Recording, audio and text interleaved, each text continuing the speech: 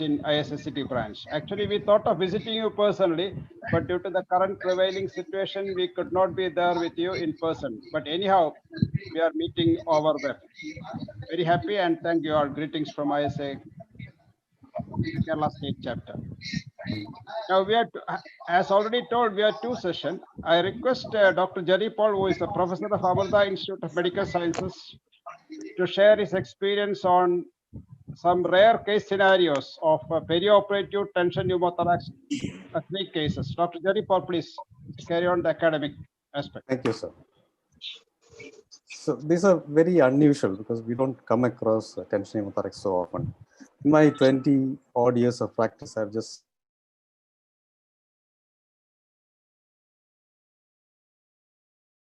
Jerry sir, please unmute and continue. Jerry sir, please unmute and continue.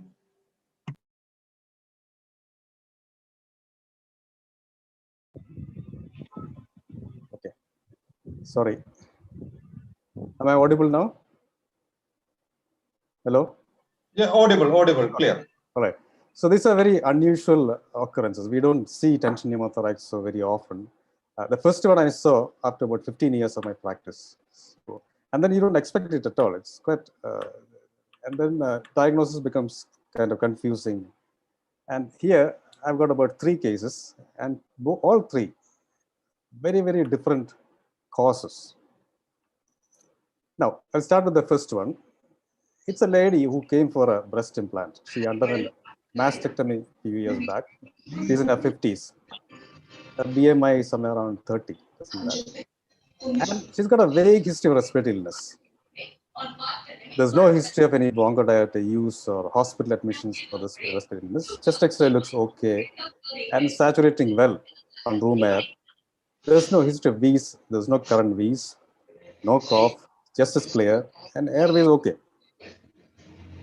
The plan is general endotracheal anesthesia, and the surgeon says it will take about 3 hours. Patient was connected to the standard monitors, SpO2, ECG, NIPT, etc. Just one IV access. That's all what is required because you don't expect much blood loss or anything to happen. Standard induction, midazolam, fentanyl, propofol, succinylcholine, vicuronium. So induction was uneventful, and the patient was put on volume control with the 400 ml tidal volume, respiratory rate of 14. There's no PEEP. We generally don't have PEEP. And the airway pressure was found to be about 22. That's the peak pressure. The patient is in supine position. The surgeon has painted the entire chest, both sides, and the abdomen as well. So the entire area is draped. The surgical exposure takes about 1 hour. So he's actually lifted the flap away from the chest wall. Now, when we look at the airway pressure, it's slightly gone up from 22. It's become 25. I thought it might be some bronchospasm, but the entire carbon dioxide doesn't show any shark fin pattern. So we checked the endotracheal tube position. It's okay. It's about 20 centimeters angle of mouth. There's no kink, obvious kink seen either outside or inside. We tried some salbutamol puff. Suction was tried. And then we thought of deepening the plane and using a little more of muscle relaxants. The airway pressure remained high. Absolutely no change. We have a saturation of 100%. End-tidal is slightly high. It's about 45 now. Now, if you look at the surgical site, there's hardly any muscle there. You can see the ribs, the intercostal muscles are all very clearly seen. And by this time, the airway pressure starts rising to about 30 centimeters of water. So we thought of doing a bronchoscopy. We have access to bronchoscope. So we just put it inside. And then just to see if it has gone endobronchially or something like that, and any intraluminal issues, nothing there. The next 15 minutes, the airway pressure reaches about 35 and continues to rise to 42.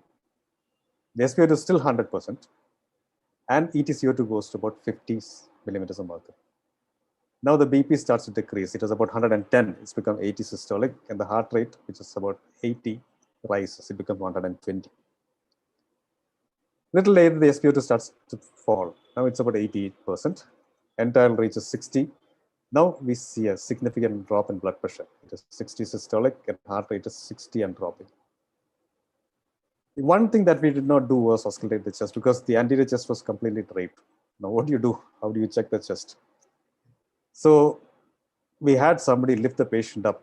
We made the surgeon stop the surgery, lift it, and then we auscultated the posterior aspect.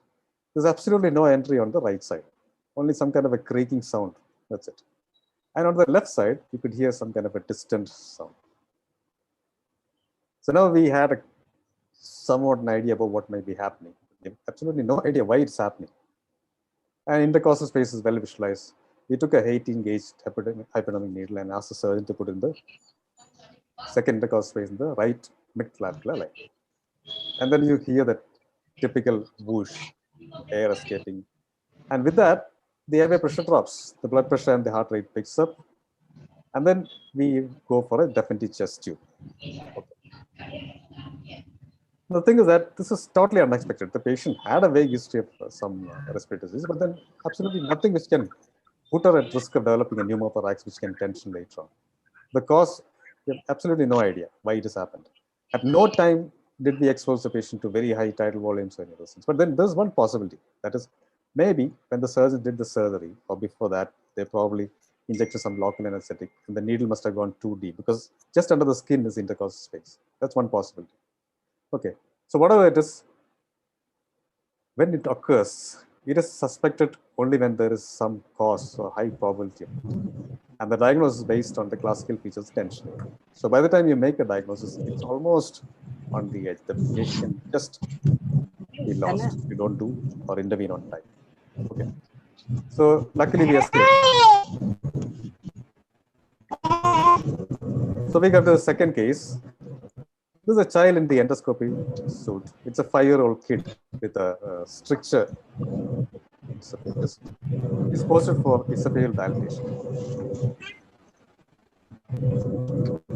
The plan is just midazolam and ketamine. The plan is to leave the child spontaneous with some oxygen supplement mask. We connect the monitors, SQ2, ECG, NIBP. Hemodynamics is stable. Child is well sedated. But then the endoscopist finds it very difficult to dilate. He's not able to go beyond a point. So he tries to maneuver the scope beyond the stricture. And he faces some difficulties. And then suddenly there's a drop in saturation from 100. It becomes 90%. The procedure is temporarily halted. Oxygen flows increase. The anesthetist at the head end tries to manipulate the airway. The child is spontaneous and breathing. And the saturation transiently picks up to somewhere around 95. Okay. The endoscopy proceeds. Now the resident notices a kind of swelling in the neck and the jaw area. Okay. The swelling is a little boggy and there is a bit of crepitus felt. The procedure is stopped. By this time, the saturation drops to about 80%. And immediately the resident panics and calls for help. The team arrives and then they do a rapid sequence induction. They try to intubate quickly and then manage to put the tube inside. And the finding is that air entry is diminished on the right side. And on the left side, you cannot hear any air entry at all. So the anesthetist pushes the endotracheal tube into the right side, thinking that at least there might be a pneumothorax, so we'll just push the tube into the right side and try and ventilate. But there's not much of change. The sound is the same. And the desaturation persists. Hemodynamics, BP is 100 systolic and heart rate is about 120 now. Possibility, yeah, there could have been some leak because they actually use pressurized air in the esophagus to inflate the viscous. And at that time, air can get into the mediastinum if it leaks out. So still there's no air entry on the left side and there's diminished air on the right side. Now the child is in PEA. By this time, there's no pulse. So you can see a rhythm, but if you try to feel the femoral or brachial plexus, there's no pulse. CPR is initiated. And we're suspecting some tension pneumothorax in this one, tension mediastinum and the pleura, maybe air in the pleura also.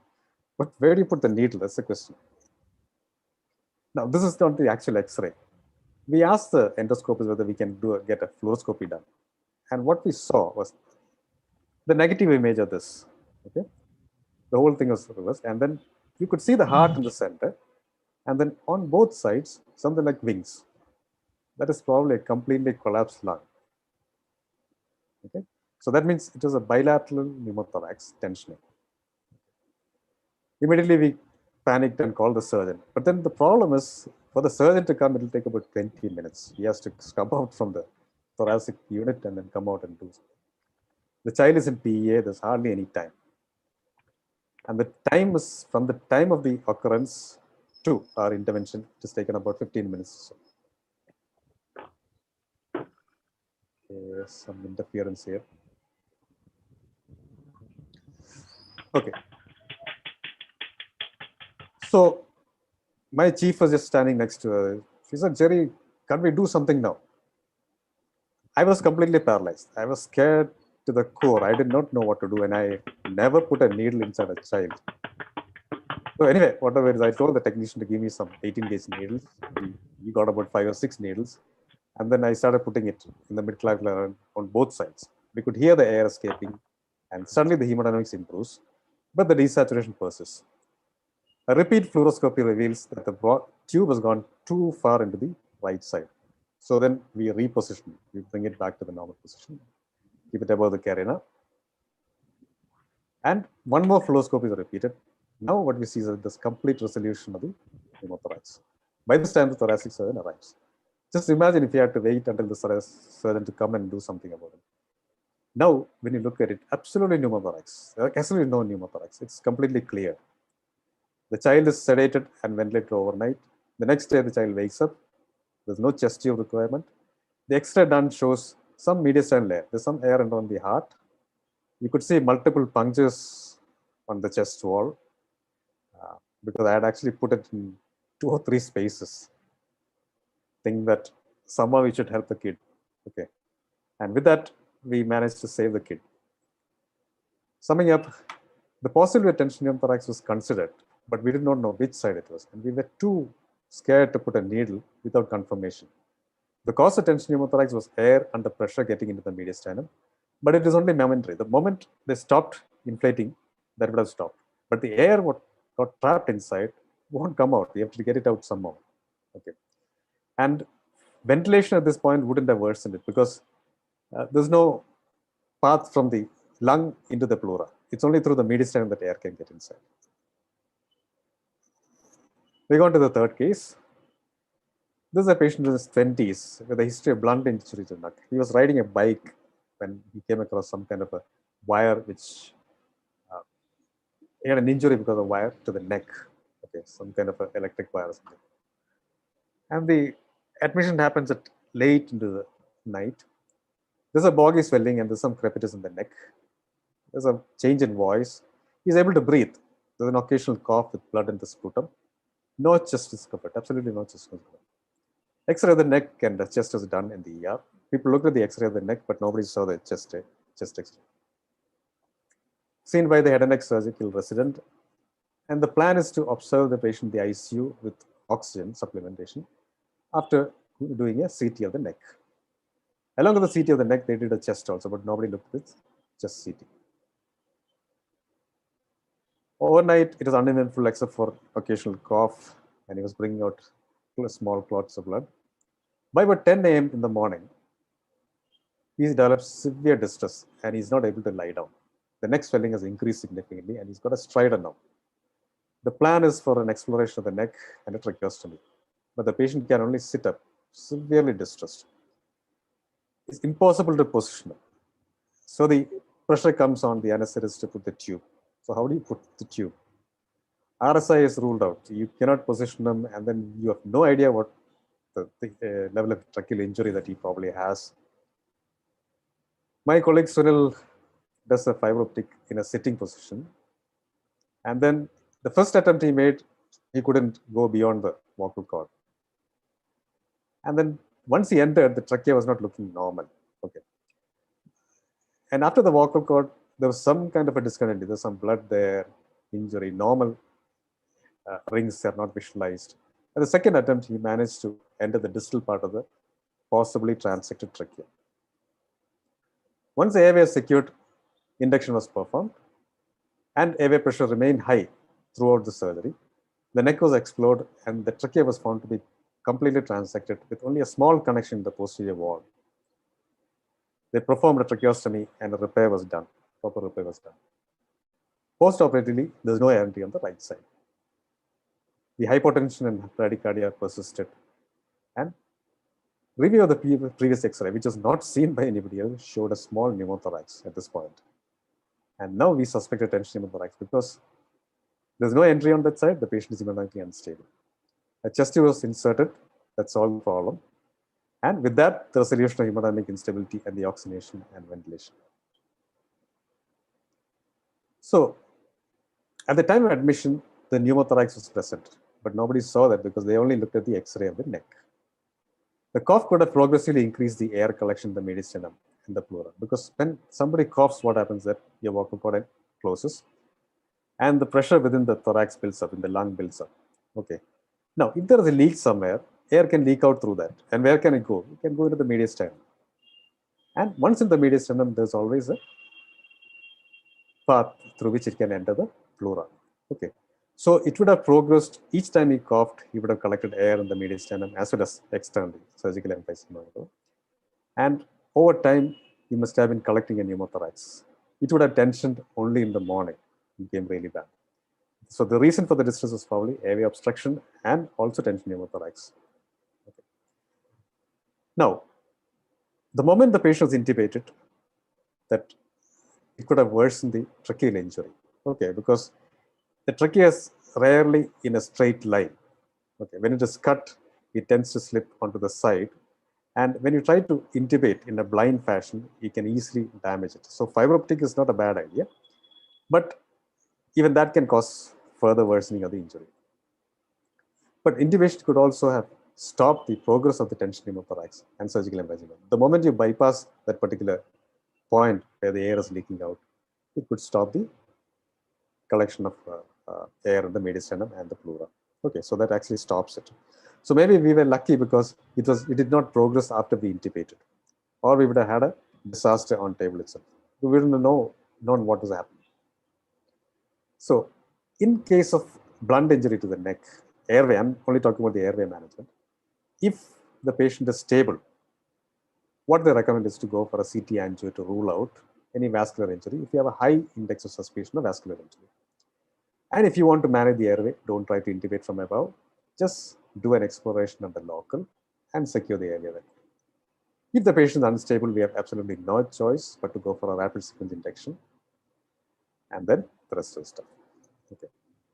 So the anesthesiologist is rarely the cause of a tension pneumothorax. We generally don't cause it, but we can unwittingly get dragged into and make it really bad.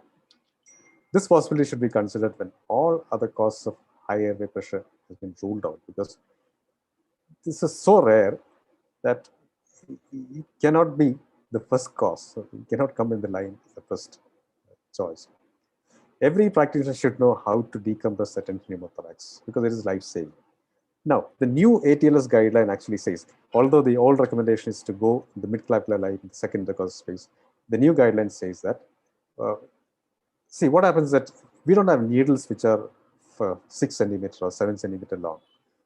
Our needles are only about 5 centimeters, 4.5 centimeters. Okay.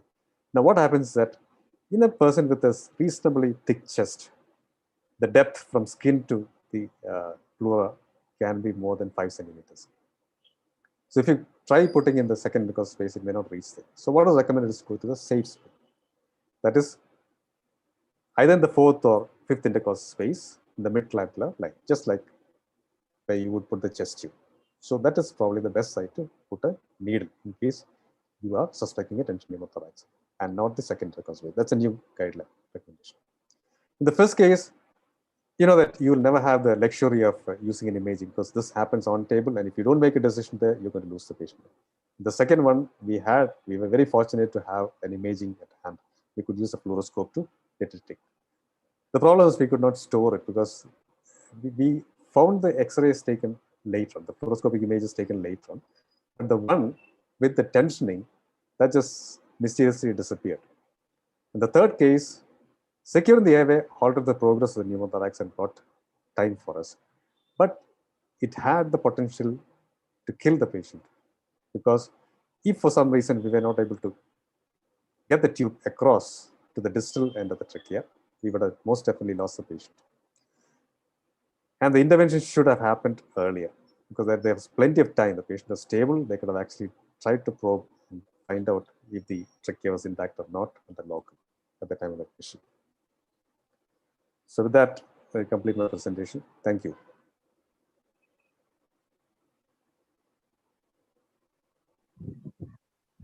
Madam, shall we go for the questions from this session or we'll have it at the end? Shall we, madam? Any doubts or anything? Hello? Can you hear me, sir? Jerry, sir, can you hear me? Yeah, I can hear you, sir. Tell me. So, in the first case, you don't know exactly what has happened, no? Why there's a pneumothorax? Did you have a post-op workup in that case? We did. The pulmo had a look. I mean, we thought of bulle and all sorts of things because there's a vague history. But then pulmo examined the patient and said there's absolutely nothing they can find. So possibility is the surgery was done on the left side. Okay. So whether it was some surgical reason or no. But the distance from the skin to the intercostal space was extremely, I mean, there's hardly any muscle there, any tissue between the skin and the faces. So local, they might have been given with a very thin needle. Yeah, most likely. Wow. But it's possible that they would have given in multiple spaces. And they would have misjudged the depth. That is one possibility. But we're not sure what has happened. There is a history of cough now in that patient that might have caused. That is one possibility. You told that the patient had cough. It's the only possibility. You have to think retrospectively, not that. That's all. But the important thing is to be able to detect it. Otherwise, we lose the patient. Maybe because it was the institution, if it is in the periphery and all, we would have lost only. Because in the institution, yes, we can do that. The other thing is that our reluctance to auscultate. See, now we have so many other things, like you can use a sterile sheath or something, put the steth on the chest and see after interrupting the surgery. But we were a little worried to go and do that. Okay. We never expected it to happen. So we never thought in like that line at all. Is there any role for sonography? Now, presently everywhere there is a sonography. Is there anything like? Yeah, definitely. It's much easier now. In seconds, we can pick up if you're using sonography. Yes.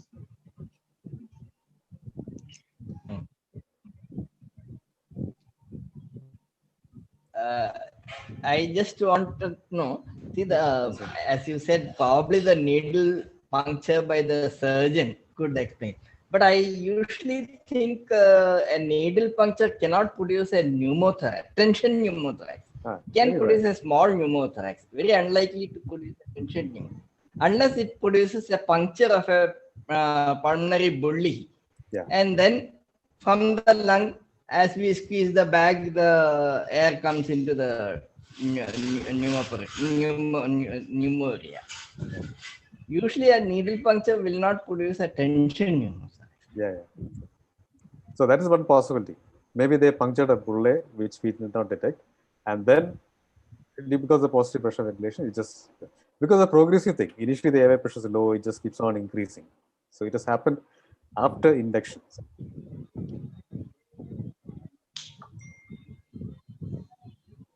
Any questions from the participants? There are no questions in the chat box. Anybody? So the second case, you manage only the pneumothorax or you do something for the pneumomediastinum? You don't have to do anything for the mediastinum. That the air will get absorbed by itself. But the pleural air you'll have to remove because there is so much. There was so much of it.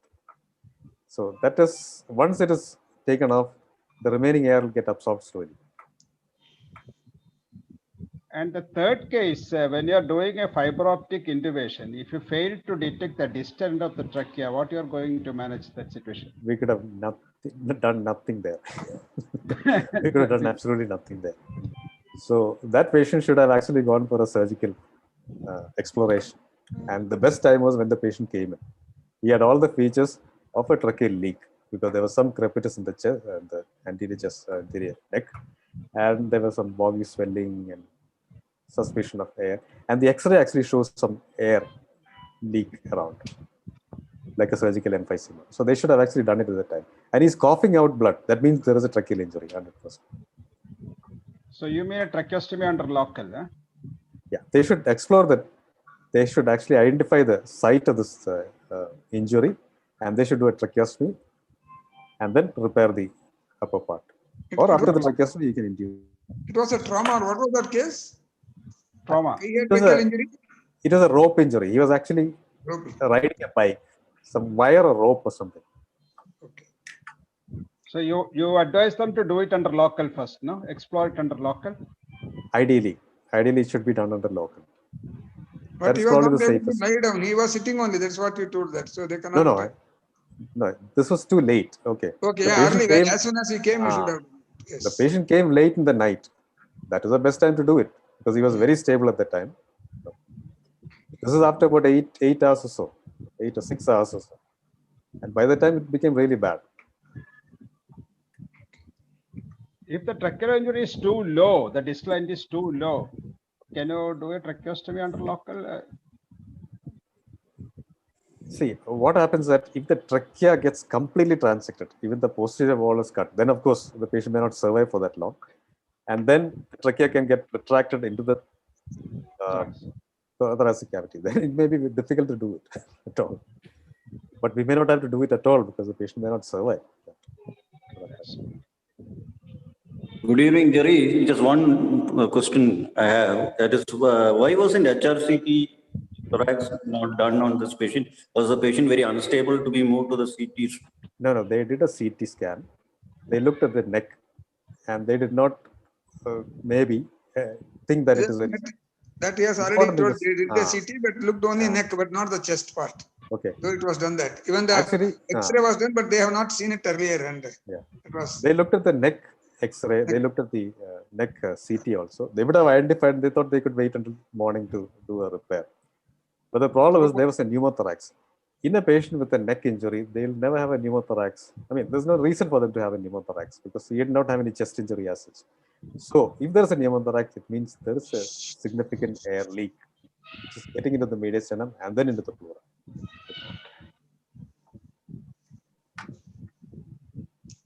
Any more questions?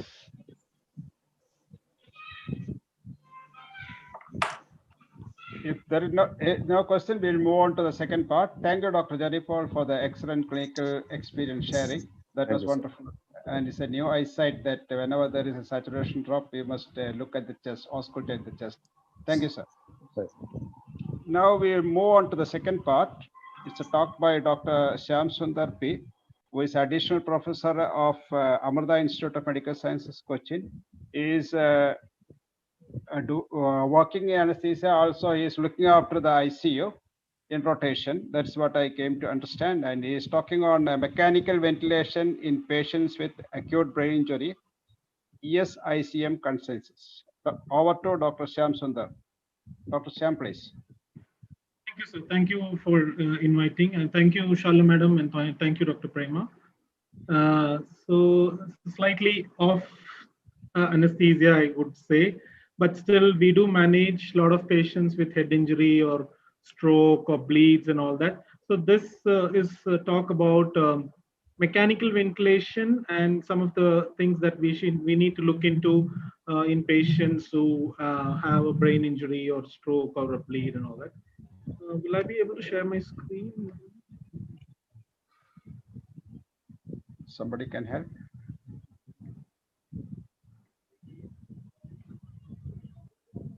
Do you see my screen, or can I?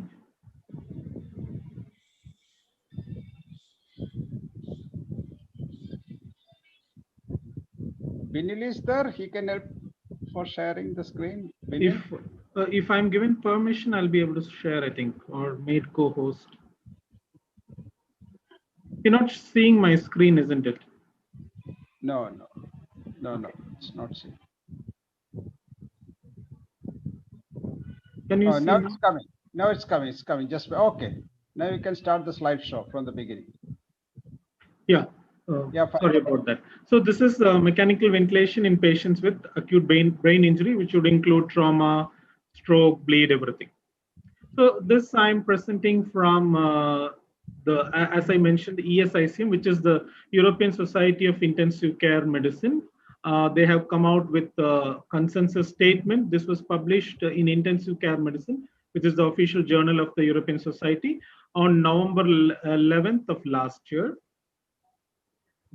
The purpose of this is to provide clinical practice recommendation for clinicians to manage mechanical ventilation or respiratory support in patients with acute brain injury. So as we all know, patients with acute brain injury in the ICU, they might need mechanical ventilation or some form of respiratory support. This could be due to respiratory failure, which develops in them, mainly because of loss of airway protective reflexes or a decreased respiratory dive. Or the reason for mechanical ventilation could also be if they develop some pulmonary complications following the brain injury, like pneumonia or ARDS. So these could be some of the scenarios where such patients require mechanical ventilation.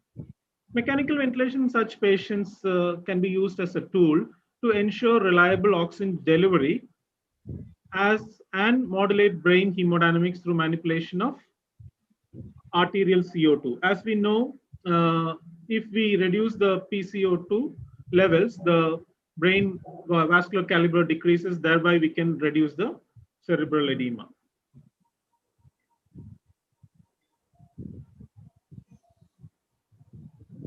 But some of the problems could be the safety and efficacy of advanced rescue therapies for severe respiratory failure has not been established in this group of patients. That is, the rescue therapies like prone positioning or recruitment maneuvers or use of extracorporeal membrane oxygenation, ECMO. These have not been studied in patients with acute brain injury. Whenever studies on these things have been done, patients with brain injury would be excluded. So we don't know whether we can use all this in such patients. So the task force was formed to bring about some of the evidences under Robert Stevens and Chiara Roba. And the main aim was, as I mentioned, to provide evidence-based recommendations on best clinical practice for mechanical ventilation in patients with brain injury, as well as to identify knowledge gaps so that they could suggest research in this area. So the panel looked at 7 different aspects of clinical practice. One is the indications for intubation. Second one, non-invasive ventilatory support. Third is specific settings of mechanical ventilation like PEEP and other things. Looking at target values of PaO2 and PCO2 when we are ventilating. Then looking at evidence for rescue interventions, which I mentioned earlier for severe respiratory failure. Finally, coming to criteria for weaning and extubation of these patients, and also the timing of tracheostomy, which many of these patients would require. We'll see one by one. First is question that the panel tried to answer was, what are the indications for tracheal intubation in patients with brain injury?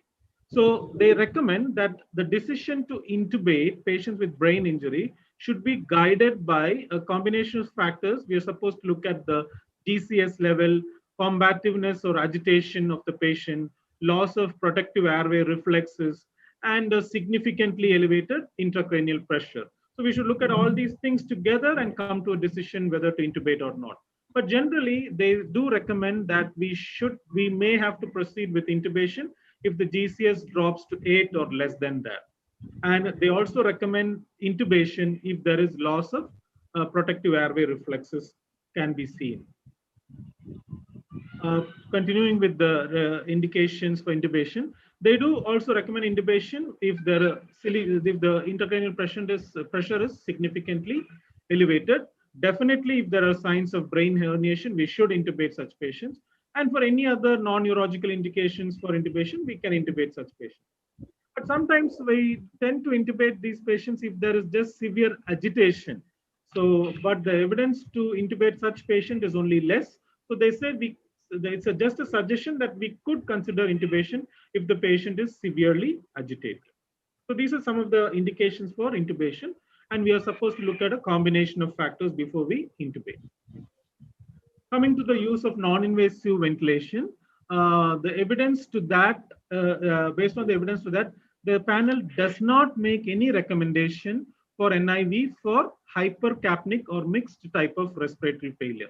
However, there is a suggestion, which means there's the evidence is low, that we could try high frequency nasal cannula for hypoxemic failure, not responding to conventional face mask. Coming to the third question, that is the specific settings in mechanical ventilation. PEEP. PEEP has always been a concern in patients with head injury. Should we keep PEEP? Should we target the normal level of PEEP that we would keep otherwise? So the panel does recommend keeping an optimal level of PEEP if there is no significant increase in the intracranial pressure. And the panel also recommends lung protective ventilatory strategy, that is low tidal volume ventilation and permissive hypercapnia along with it, can be done if there is no significant elevation in the intracranial pressure. So you could keep optimal levels of PEEP as required, and you could use lung protective ventilatory strategies and permissive hypercapnia if there is no significant increase in the intracranial pressure. But the panel does not make any recommendation if for lung protective ventilation if there is a significant increase in the intracranial pressure, because that will lead on to hypercapnia. So there is no evidence to recommend or not to recommend, so they have not made any recommendation. So we'll have to be cautious if they're in using lung protective ventilatory strategies if there is a significant increase in the intracranial pressure. Coming to the target levels of PaO2 and PaCO2 in such patients, the target for partial pressure of oxygen they recommend is slightly higher at 80 to 120 rather than the routine 60 to 80 in patients with critical illness that we practice. A slightly higher PaO2 targets are mentioned. Whether there is a significant elevation in ICP or not, the PaO2 targets mentioned is 80 to 120 millimeters of mercury. Coming to PaCO2, if the patient does not have a significant elevation in ICP, the PaCO2 target is to keep normocapnia, that is 35 to 45 millimeters of mercury. And regarding short-term hyperventilation, that is mild hyperventilation to a PaCO2 levels of 30 to 35 is recommended if there is brain herniation. We could practice short-term hyperventilation to a PaCO2 of 30 to 35. But there is no recommendation for short-term hyperventilation just for the purpose of a significant elevation ICP. If there is brain herniation, we could practice that. But if there is no brain herniation, but there is an ICP elevation alone, the panel does not make any recommendation because there is no enough evidence for the same. Coming to the fifth question, that was rescue interventions for severe respiratory failure. I'm going to talk about 4 different rescue interventions. The first one being recruitment maneuvers. The panel could not make any recommendation for usage of recruitment maneuvers like open lung and all that. If the patients had ARDS and brain injury together, whether there was an elevated ICP or not, there is no much evidence for the same. So the panel has not made any recommendation. Coming to prone position though, the second of the measures, the panel does recommend that we could go for prone positioning if there is moderate to severe ARDS in these patients with a P of less than 150. We could prone the patient if there is no significant elevation in ICP. But if there is a significant elevation in ICP, the panel does not recommend whether we can prone or not because there is not enough evidence. So we'll have to be cautious in such patients. But if there is no significant elevation in ICP and the patients have moderate to severe ARDS, we could prone those patients. Coming to the use of the third rescue measure, that is neuromuscular blockade. We know currently we do practice, continuous infusions of neuromuscular blockers like atracurium or cisatracurium, especially in the first 48 hours when the patients have moderate to severe ARDS, that is PF less than 150. If the patients have a brain injury, there is no contraindications to doing the same. So if required, along with appropriate sedation, we could use neuromuscular blockers, especially in the first 48 hours. Coming to the last of the rescue interventions, that is extracorporeal membrane oxygenation, ECMO.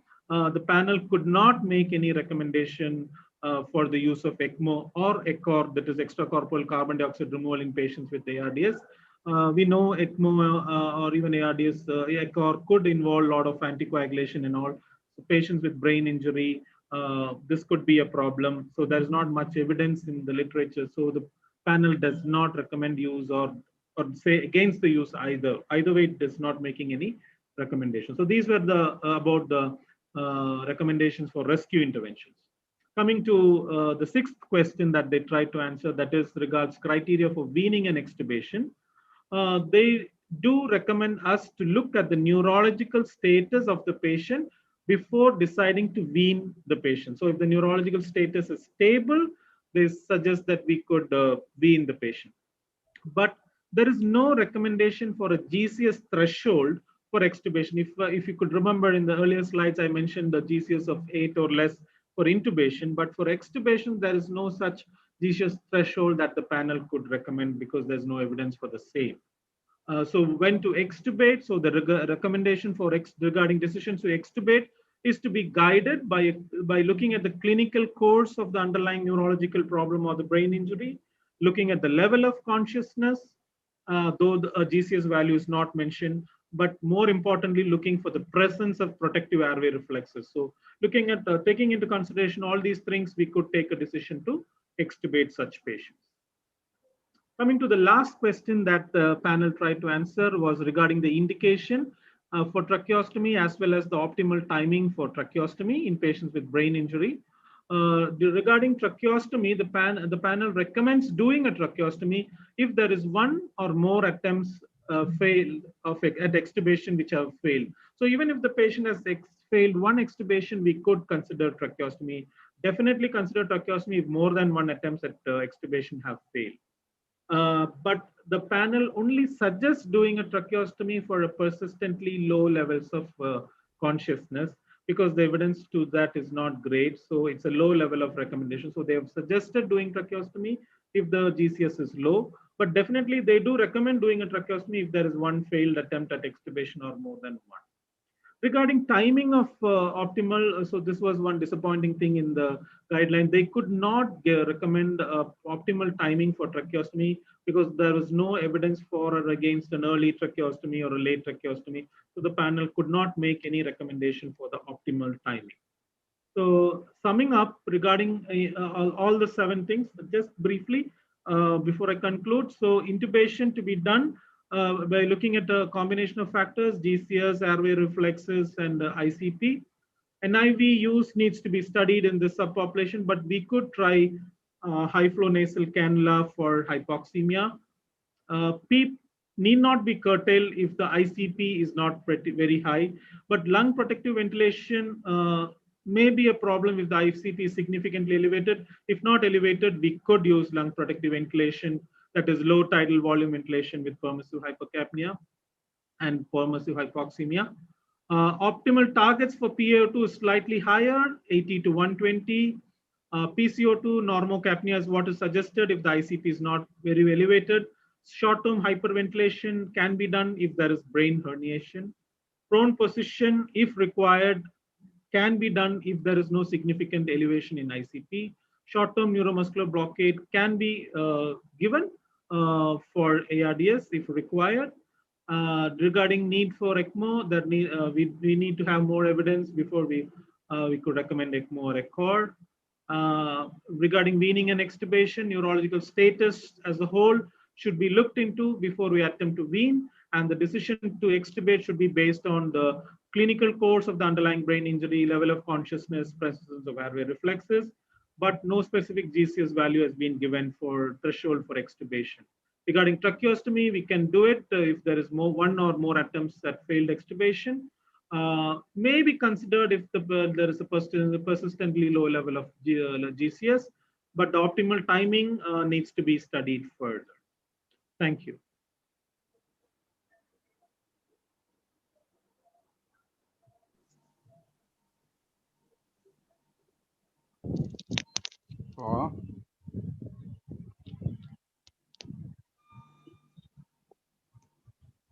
Hello?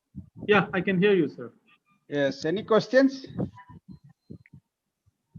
There are no questions in the chat box. Anybody having any questions, they can put the questions. They can unmute and start it.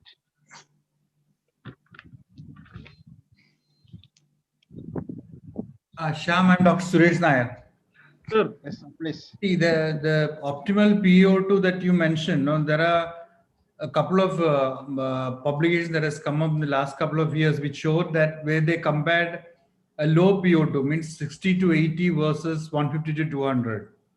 And they found that those patients who were maintained with the lower PaO2 had a better outcome, primarily because of damage. This is primarily in a traumatic brain injury.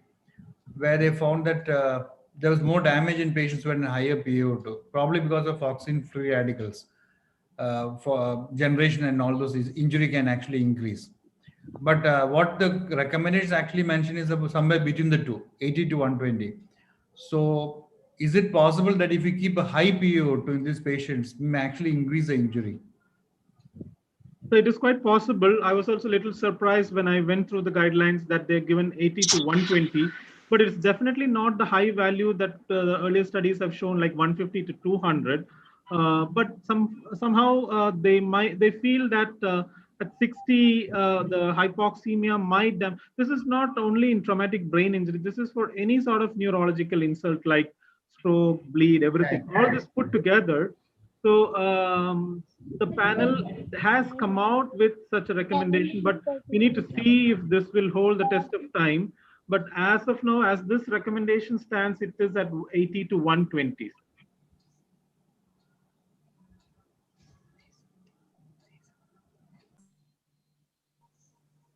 So there is a question in the chat box, if I could answer that. Once we start ventilation, when do we see ABG first and how frequently do we have to do that?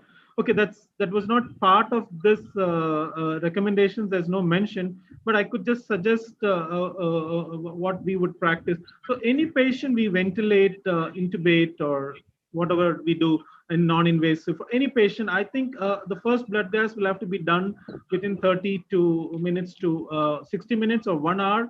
Especially patients with brain injury, we need to look at PCO2 levels if they are going to have significantly elevated ICP, that is. So the first ABG will have to be done within the first hour, I would suggest. And then depending on the stability, the underlying lung condition, problems, you could time your blood gases. But at some frequency, you will have to fix some sort of a frequency. You can't just order when you like and not order when you don't like it. There will have to be some sort of frequency based on the availability, looking at all factors. Some frequency will have to be there, especially patients with brain injury, say 2 or 3 times a day, I would say would be a good practice. There is one more question in chat. Yeah, the analgesic sedation plan for brain injured patients for smooth ventilation and extubation. Yeah, if the first 2 days there is no issues, if you're ventilating, you could ventilate them with appropriate sedation. So when I mean appropriate, the opioids, as we all know, any opioid for that matter can affect your pupillary evaluation. So that could be a problem.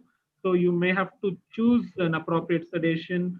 If the hemodynamics permit, you could go for propofol or infusion like that.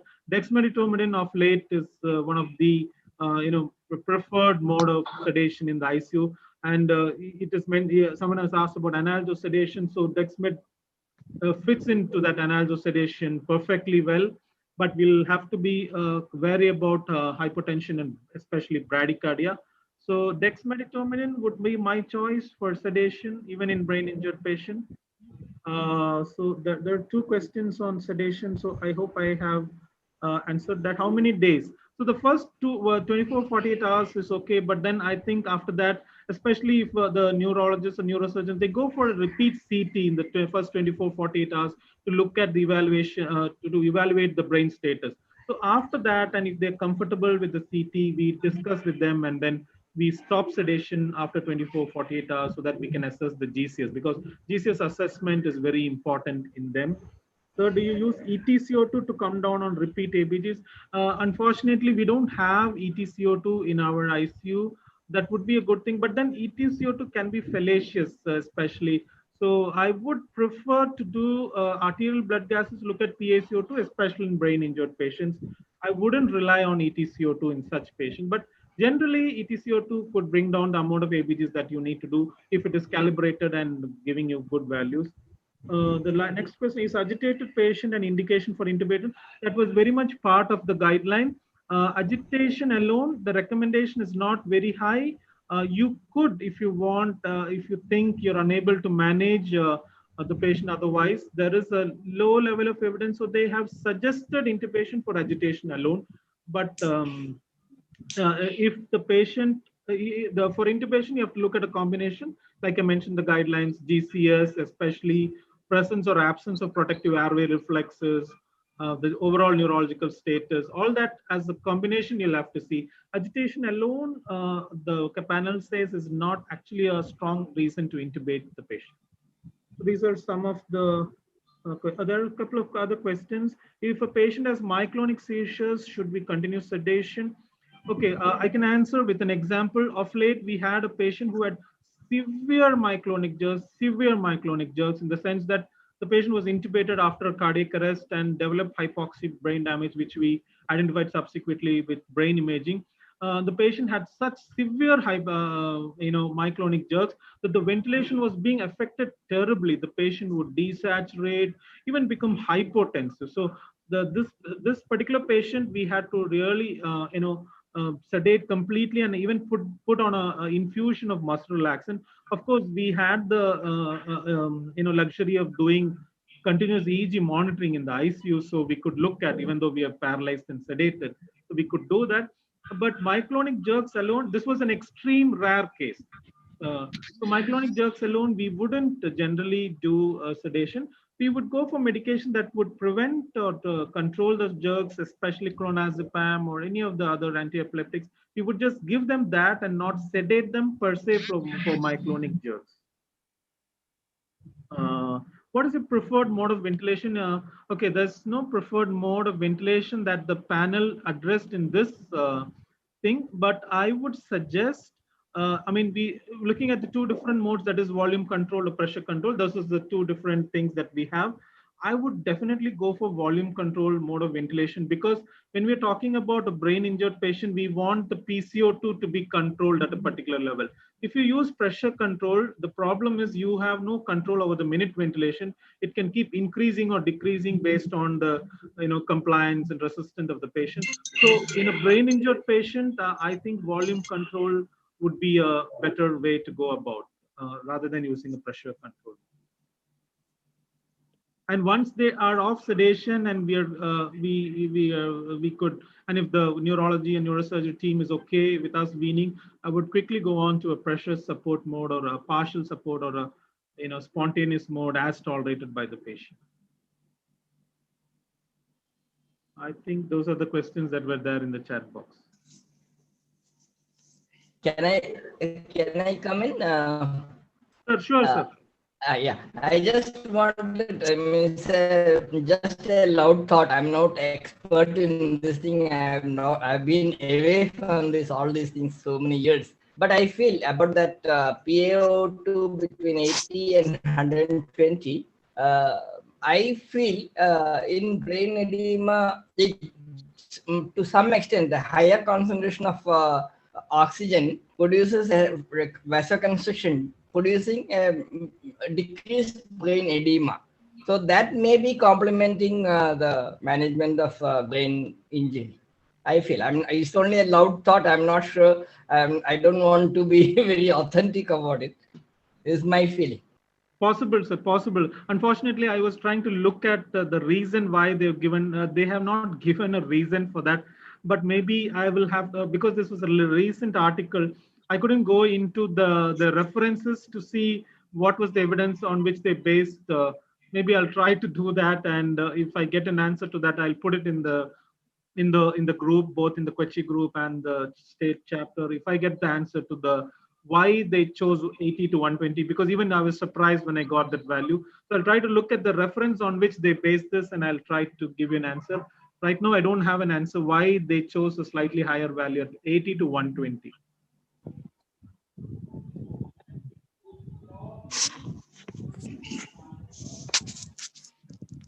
President Nagar?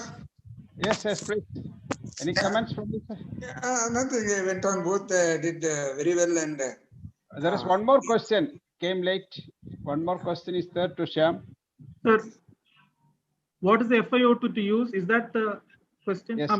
The FiO2. Okay. Normally, in a non-brain injured patient, the FiO2 that we would choose is any FiO2 below 60 is what we would prefer, because 60 and above, we know about oxygen toxicity and the problems of that.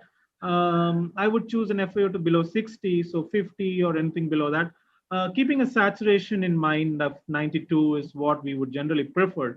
But now with this recommendation of 80 to 120 PO2, we may have to be a little cautious, but still, whatever be it, an FiO2 of more than 60 would not be advisable. So if you're achieving they've given a range 80 to 120. So if you can achieve a PO2 of 80 with any FiO2 less than 60, I think we should go for the lower FiO2 to achieve the PO2 of 80. Anyone having any comments or anything?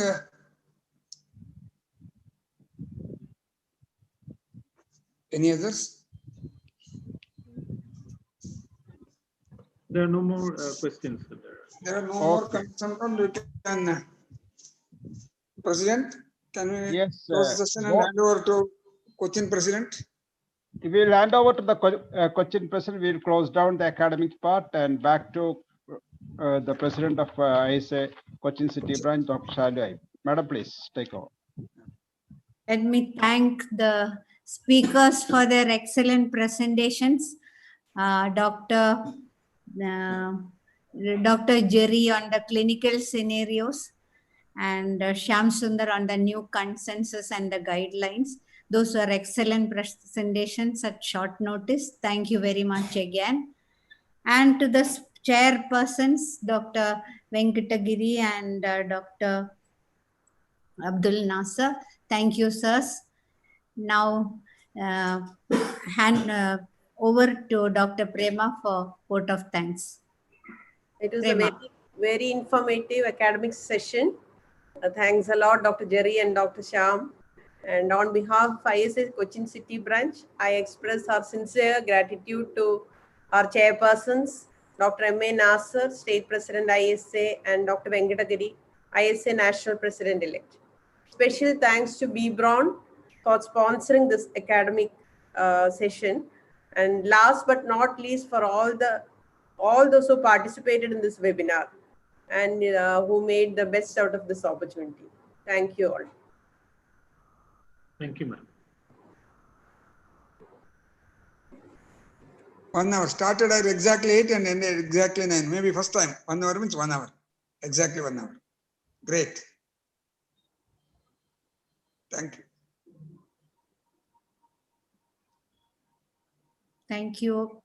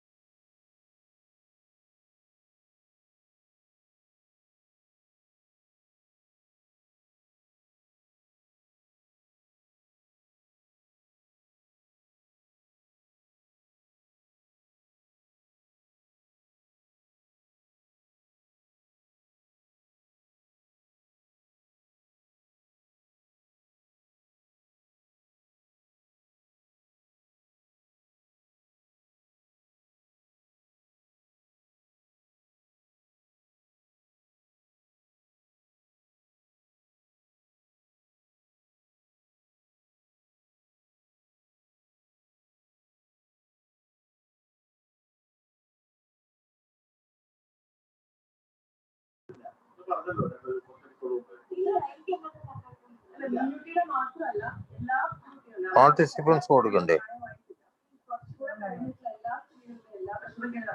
എന്താ share screen എന്താണോ?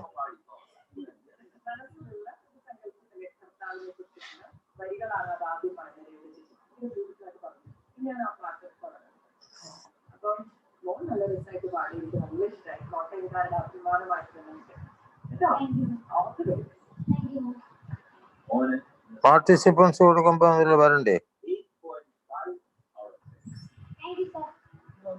കുട്ടി നോക്ക്, participant list അല്ലേ വന്നത്? നിന്റെ ഇതല്ലേ? അങ്ങനെയൊന്നുമല്ല, ഇതൊന്നുമല്ല. ചുമ്മാ സാധാരണ വരുമ്പോ അവരുടെ ടോക്ക് കേൾക്കാൻ പറ്റും.